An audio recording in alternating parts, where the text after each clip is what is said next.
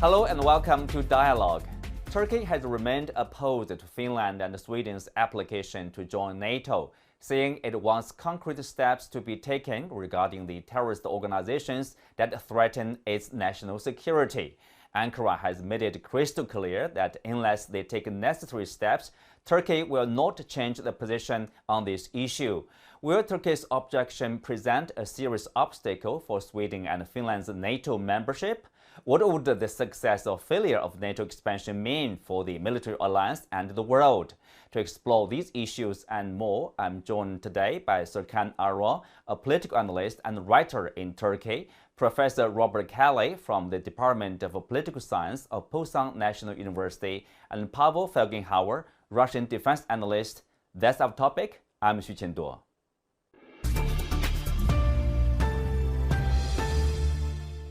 So welcome to the discussion, gentlemen. I will start with you, Serkan Arwa.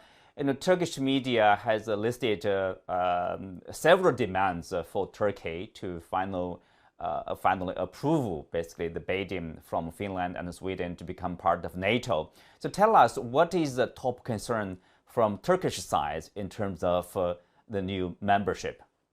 Turkey seems Sweden and Finland they are supporting terrorist organizations in their territories, and so that the first thing, the exile of the suspected terrorists from their countries. The second issue, Sweden has a ban for arms sale to Turkey, and it is unacceptable on this other way. So Turkey seems Sweden and Finland, the Nordic countries nominate to member to NATO, should see the threats against Turkey. If not this happen, Turkey will stand at the same point and block to these countries for the membership to NATO. Mm-hmm. Tell us more about this, the first demand, in particular, this about terrorism. Finland and Sweden, this PKK, this Kurdistan Works Party, it was designated as terrorism, outlawed in Turkey, and also recognized as a terror organization by the U.S. and European Union. But obviously, some European countries, including Sweden, for example, they see it more as a nationalist movement than a terror organization. Is that a serious concern for Turkey? Exactly. It was also a big surprise for the other NATO members, Turkish blockage to these countries. It's important that Turkey has a fight with separatist terrorist organizations, and some of the European countries, especially Sweden, has a big financial support to these organizations, and already 6 suspected terrorists also nominated, and now as a parliament in their assembly. So 2 different meetings held to talk on these issues with Swedish and Finland authorities, but there is no way to see a short plan for them to understand and act as Turkish demands. This means Turkey demands written agreement from them against terrorist organizations PKK and YPG. Are they selling arms to the YPG terrorists in Syria? All the meetings, Turkish authorities showed the documents that the arms are coming from them. And also some terrorist organizations has also like a guest house for them, Sweden and Finland. That is important. Turkey sees these 2 countries' nomination is a risk for NATO. NATO has an identity, and Turkey doesn't want to change its identity because one for all. So if there is a threat for Turkish nation and national security problem, they should understand and act quickly with a written agreement to solve these issues. Mm-hmm. Well, Robert, tell us more about that, the concern Obviously, I mean, for Finland and Sweden, they had disagreed with the Turkish position. It seems to me like people have different concept, different idea of what organization is a terror organization. For example, obviously for Turkey, I mean, no discussion about that, no dispute about that. PKK is a terror organization, and the members related to this organization are probably most wanted people for them. But Finland and Sweden probably see it differently. I would imagine that they do. And I would imagine that the Turks are probably going to get a fair amount of the things that they want on these issues. I'm not really sure that people in the West care a great deal about the specifics of Turkey's sort of conflict with groups in the East. And I'm not really sure that any major Western organization is going to make a big effort to defend organizations that are arguably terroristic. So on those, I would imagine that there will be capitulation. The ascension of Finland and Sweden really has nothing to do with sort of Turkey's increasing entanglement with Middle Eastern politics. It's really about Russia. So I would imagine there'll be some kind of face-saving issue to sort of paper this over. But I mean, the long-term tension between Turkey and NATO won't really go away because of this. I imagine maybe the Turks could use this to sort of block the ascension of those countries if they want, but it's not really going to improve, I think, the long-term position of Turkey and NATO, which is quite honestly increasing isolation. So I mean, this is just sort of a step in that slide, I think. Mm-hmm. Well, Pavel, from your point of view, is this a serious concern, namely security concern for Turkey, or is it, Turkey simply, demanding something, either for domestic politics, as described in some Western media, or they are demanding concession probably from other NATO members? Well, Turkey is demanding, and they believe they have a serious position here that they can sell for a good price. Yes, of course, internal politics in Turkey, where Erdogan and his party right now are a bit in a pickle because the economic situation is very dire and elections coming up next year. And as it stands right now, Erdogan's going to lose power, so he has to do something drastic.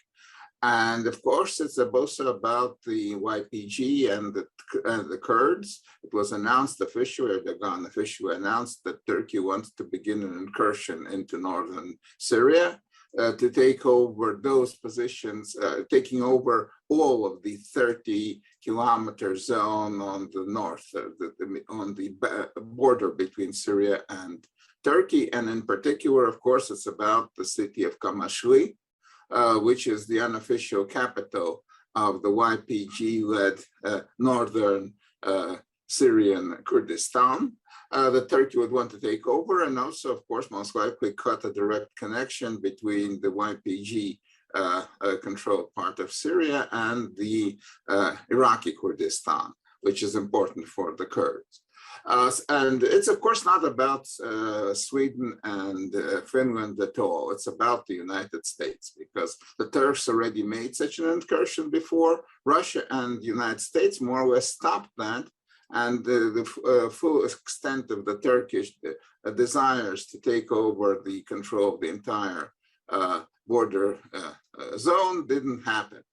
And they were joint Russian, American, or not joint, but at least they were present in these places like Kamashli. Russia may be right now weakened in Syria somewhat because of the Ukrainian conflict, but the Americans are very much there. They're actually supplying the YPG forces. They're working with them. And if the Biden administration, unlike the Trump administration, most likely could try and block Erdogan's move into Syria. So that's really what Erdogan wants. He wants the Americans to give the go-ahead to move into Syria. Ideally also that the United States restore Turkey in the F-35 Lightning II stealth fighter program that Turkey would get, or at least give a go-ahead for modernization of the Turkish present fighter force of F-16s into the newest version, and sell some of those newest version planes to Turkey. So it's not really what Sweden or Finland can do. They're, of course, a bit baffled because they're not really deeply involved in what's happening in Syria at all. America is, and this is all about America. And this is going to be, the United States will have to kind of solve this problem if it wants Sweden and Finland inside NATO. So Robert, your response. So it's in essence, I mean, in much extent about the relationship with the U.S. Yeah, I think that's basically correct, right? I mean, I think there's sort of a growing sense that Turkey and the United States are drifting apart. I think a lot of that has to do with the way that Turkey is governed, right? There was mentioned these issues of sort of weapon systems. I think it's highly unlikely the United States is going to grant Turkey access to advanced weapon systems. I think this is increasing across Europe, a sort of unwillingness to lend sort of high tech or sort of share high tech with Turkey because, quite honestly, of its anti-democratic course, right? I think some of that might be healed because the Turks have been so helpful on Ukraine. Right. I do think there's actually a way back. I also think that if Erdogan was actually pushed out of power democratically, that would do a lot to seal the rift. I actually don't think that NATO wants its only Muslim majority member to drift too far out. Right. But until Erdogan governs more democratically, there's going to be a lot of anxiety about these kinds of issues. And I think your other guest has really sort of touched on that. Right. And if the Turks can use Swedish and Finnish ascension to sort of squeeze concessions out of the Americans, I think they'll try. I don't know if they can get away with it. I think they probably can get away with some of it, quite honestly, right? Particularly on the terrorist groups, because I think the Americans really want Sweden and Finland in because the big issue is really Russia now, not the Middle East. The war on terrorism is over. The Americans don't want to go back into the Middle East. So I think Turkey's actually in a decent position to squeeze the US for some concessions. But again, I don't think it's going to change the long-term drift between the two, because that's really driven mostly by Erdogan's behavior, I believe. Once again, President Erdogan penned a piece in the latest issue of The Economist. He complained about this some of the countries' strategic myopia and wishful thinking in terms of the NATO development. Of course, he confirmed the important role by Turkey inside NATO. But again, it seems Turkey's issue with NATO members, in particular with the U.S., for example, and with Greece, with France, and of course, latest with Finland and Swedish accession to NATO. There's a much more issue beyond the latest accession by the two Nordic countries. Sure, Turkey last 70 years the member of NATO and the second biggest army in the organization. But last 10 years, Turkey feels alone in NATO. Turkey is dealing with Russia with the S-400 missiles, and the United States had banned the Turkish F-35 participation to the important international organization. That is an important point, that Turkey supported Ukraine, for example, sending weapons, but and also Bayraktar drones, and playing a mediate role between Ukraine and Russia, but also refused to join NATO allies in sanctioning Russia. Turkey tries to play a different role, being in NATO, but also having regional relations with Russia. It's a deep problem. It seems it's a deeper problem than a Sweden and Finland issue. That is right. Turkey and the United States has a communication problem. The Biden first, before the election, said that he doesn't want the Erdogan ruling Turkey, and he will change. Biden will try to change the administration in Turkey. And Turks also have lots of question marks about US and NATO during the coup attack in Turkey. At that time, the coup was strategical issue for Turks, and who is behind this? So there are big earthquakes between Turkey and NATO, but during this Ukraine war period, NATO administration and US also understand the position that Turkey is important between Ukraine and Russia, and playing an important critical role.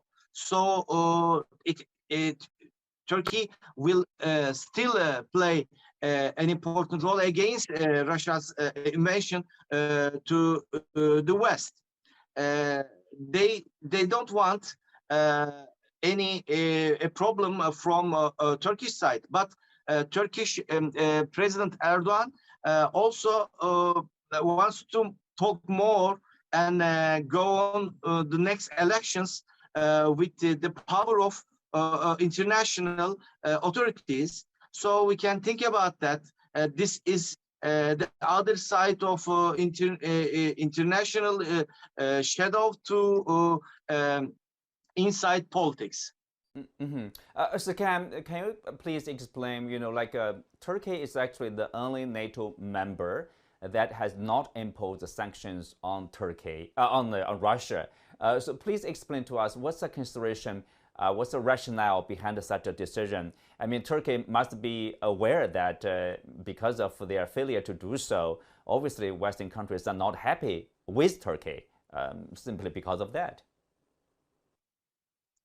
Then by this way, we saw that United States opened 9 different air and naval bases in Greece, and they pushed all the powers to Greece to protect the east borders of NATO, and they have question marks about Turks planning for the future. They have relations with Russia. For example, defense issues, nuclear, especially preparing a nuclear fabric in Turkey with Russia, and also trade is directly connected with Russia. Also, Turkey demands too much tourists coming from Russia, so it's not easy for Turks to act as a Western country to the borders. Like when you look at the Karabakh issue, if Russia didn't let this situation in Karabakh, Turkey and Azerbaijan will be in a difficult situation there. As also our colleagues told us about the Syria issue, Turkey is preparing a new 30 miles security zone in Syria. There will be a new military operation. And for that, Mr. Erdogan talked with Mr. Putin for the developments. They have a red line together, and it is not seemed so pretty from the Western side, because the Ukraine and Russia war, they are strictly using sanctions against Russia, but Turkey is out of this, and Turkey has a stand now, and this makes him alone in NATO. This is then another important issue, like terrorist organizations backed by West, but also Turkey feels alone in NATO because of these developments. Well, Robert, so what about this, possible scenario at the next step, this NATO summit at the end of June in Madrid? So the Finland and the Sweden side has said that they will continue discussion with Turkey and with an eye to resolve the differences or seek a solution before that summit. Do you think any kind of compromise might be reached before that? Yes, I do. I do. I would imagine that Turkey probably will ultimately decide that it wants to sort of stay in NATO with decent relationships with the rest of the alliance, and that will encourage a certain sort of willingness to bend on these things. I would imagine that Finland and Sweden will also sort of come around in these issues. Again, I'm not really sure how much Western governments really want to sort of struggle and fight over groups that are arguably terrorist anyway, right? So I would imagine that, yes, a face-saving negotiation will be found, right? I mean, ultimately, all of the NATO members, both the United States and Turkey and everybody else, all of them benefit from sort of a basic signal of unity, especially now with the Ukraine war. So I do not believe that this is the kind of thing that's actually going to fracture NATO. If NATO is going to break, it's going to be over something like Russian gas supplies or something like that. It's going to be over something much more substantial in the ascension of 2 small economies. I mean, Finland and Sweden are what, like 10, 12 million people? I mean, these are not like gigantic new alterations and policy orientation shifts in NATO. This is actually fairly minor if you sort of look at the whole map. Mm-hmm. Well, Pavel, there's a suggestion that when Moscow sees this Turkish blocking of the accession by Finland and Sweden, and they would see it as a significant victory. Is that the case? Oh, well, it's of course seen with appreciation in Moscow that the fast track of Swedish and Finnish accession to NATO has been already blocked. Though it's understood that most likely there's going to be some compromise found. Turkey is too dependent on trade and financial connections to Europe and the United States to actually begin a total kind of, to get under their sanctions. I mean, because really the accession of Sweden and Finland is important, not only for the United States, but also for many in Europe. And many in Europe don't like Erdogan, he has many opponents in the United States. So it's understood that most likely no one's really going to put this to a really big fight, to a confrontation between Turkey and the rest of NATO. And anyway, of course, even if that Turkey continues to block, it's not like Macedonia, because which was blocked for a long time by Greece. But Macedonia didn't really matter. Sweden and Finland matter, and they can get actually guarantees of security without officially accessing to NATO, but they already got them from Britain, which is a nuclear power. They can get them also from the United States. So there are ways to bypass this Turkish bloc. So there's a belief that in the end, Erdogan is going to get something, and he's going to say, okay, Turkey is going to allow it. So it's appreciated, but it's not seen as a real change in what's happening right now between Russia and NATO. Mm-hmm. Robert, back to you. Inside the U.S., it seems there's an opinion that NATO should think twice about accepting Finland and Sweden, because these two countries, one of them, for example, have maintained neutrality for hundreds of years. The other one, several decades, and they don't see, they're not in fear of like Russian invasion. But people say they are free riders of the security provided by the U.S., just like other European countries. What do you make of that kind of opinion? Yeah, my sense actually is that Finland particularly is actually a military contribution to the alliance. I know less, to be honest, about Sweden's capabilities. But the larger issue of free riding in Europe on NATO, that's actually been around for a long time. I actually agree with that. I've actually sort of argued this in print on that U.S. allies need to go do a good deal more. I think we saw that with Donald Trump. Here's actually one area where I agree with the other panels, right? The Turks have actually really stepped up in this a lot. I mean, Turkey actually takes defense pretty seriously. And that's actually been one reason why I think Turkey's actually been a good part of NATO for a while until Erdogan sort of drifted into dictatorship or whatever he's trying to build there, right? But Sweden and Finland sort of raise these kinds of issues. Again, I mean, the big issue, I think, is less free riding. It's the fact that Finland has, I think, a 500-mile border with Russia. That's, of course, why Finland Finlandized during the Cold War and didn't join. I think that's the real concern, right? And there's been some kind of pushback from sort of realists, particularly in my area in international relations, in academia. There's been pushback from realists and restrainers arguing that, look, this is unnecessarily provocative. This is more sort of NATO creeping towards Russia's border. That's what provoked the Ukraine war to start with, and we shouldn't do that. But my sense is that broadly American public opinion is, if they even understand what's going on this, Northern European ascension to NATO, my sense is that American opinion, and this is broadly supportive, just in the way that American opinion has been broadly supportive of the Ukrainians in the conflict, right? I would be very surprised if there's major pushback outside of a few sort of elite think tanks that want generally for a more restrained American foreign policy, which doesn't really have much resonance, to be quite honest, in American policy circles. I mean, American policy officials like the forward American presence in the world. They do. And the restraint school just doesn't get a lot of traction in the United States, which is why I would be very surprised if there was much resistance to this. Minority opinion. So, Serkan, from Turkey's point of view, and I think there's a good point that Turkey is the second military army, inside NATO. Turkey has an advanced military industry over there, and according to Article 5 of Finland and Sweden were part of NATO member. If they're in need of defense, yes, Turkey will be there to defend them. So Turkey do have a strong point here that is like our security consideration should be taken care of for Finland or for Sweden over there. But at the same time, there's another opinion saying that Turkey proved itself as a hindrance, as a problem for NATO. So probably it would be NATO would be better off without Turkey. What's your response to that? According to the agreements, countries decide to be out of NATO. No other one can push out.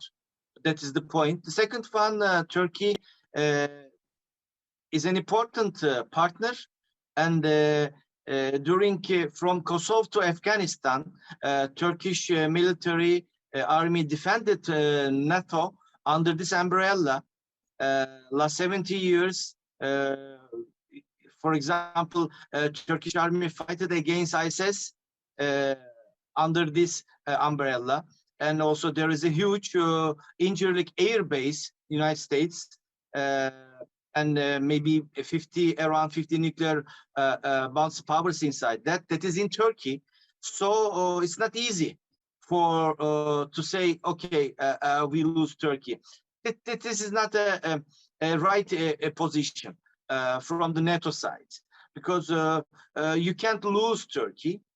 Just the West should think to gain Turkey again as a partner. That is important. Turkey has demands, and there are threats also around Turkey. So Western countries, especially the United States, should understand that. Let's do the things with Turkey, not with the terrorist organizations like YPG in Syria or in Iraq. As Turkey's a stability position in Afghanistan and between a mediation position in Ukraine and Moscow, that is important. The thing is that Finland's and the Swedish membership is not necessary for NATO. It's a historical enlargement, but there are lots of risks for NATO to welcome them. So I don't have any expectations. There is no short way till end of the June to the membership of Finland and Sweden from the Turkish side. I think the blockage will be still on, and the solution is not easy. Solution is not easy. Well, with that, we come to the end of today's show. Many thanks to our guests. You can also find us on the CGTN app on YouTube. I'm Xu Xinduo. Thanks for being with us. See you next time.